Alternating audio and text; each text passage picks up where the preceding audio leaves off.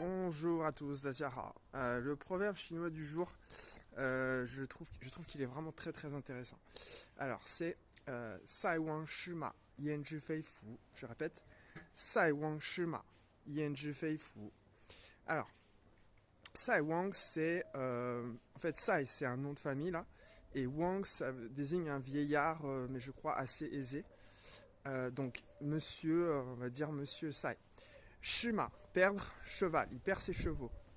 Yan Zhi Fei Fu, yen, on va dire c'est un mot grammatical qui permet un petit peu de, c'est rhétorique, ça permet de poser une question.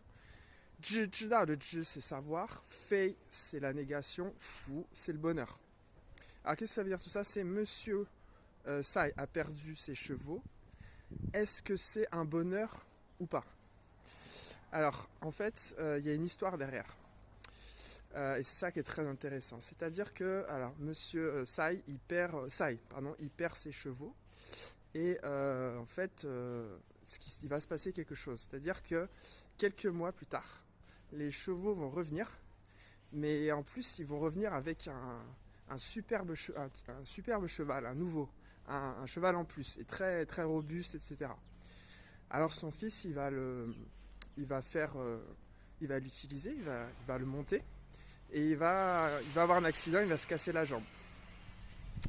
Alors on va dire, il y a eu un bonheur, il y a eu un malheur, ensuite il y a eu un bonheur, puis là à nouveau il y a un malheur puisqu'il y a la blessure. Et en fait la blessure ça va permettre aux jeunes, au fils de monsieur Sai, d'esquiver, de ne pas aller à la campagne de guerre dans laquelle sont recrutés en fait les jeunes hommes en forme. Pour le royaume local. Donc, et ben, du coup, le fils de monsieur Sai est exempté. Il n'a pas besoin d'aller à la guerre, sachant qu'il y a, je suppose, dans cette histoire et dans le contexte, beaucoup de chances qu'il soit blessé ou il soit tué. Donc en fait, ça lui permet d'esquiver ça. Voilà. Donc, au départ, on a un événement négatif, puis un événement positif, puis un événement négatif, puis un événement positif.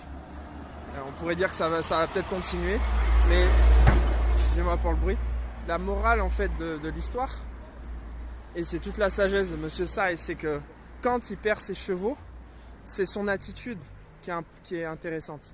Il se plaint pas, il dit il a perdu ses chevaux, est-ce que c'est un malheur? Point d'interrogation. Est-ce que c'est un bonheur ou pas?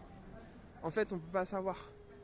Et donc il faut toujours garder toute chose à deux faces. Voilà. Donc très philosophique. Merci Étienne, au revoir.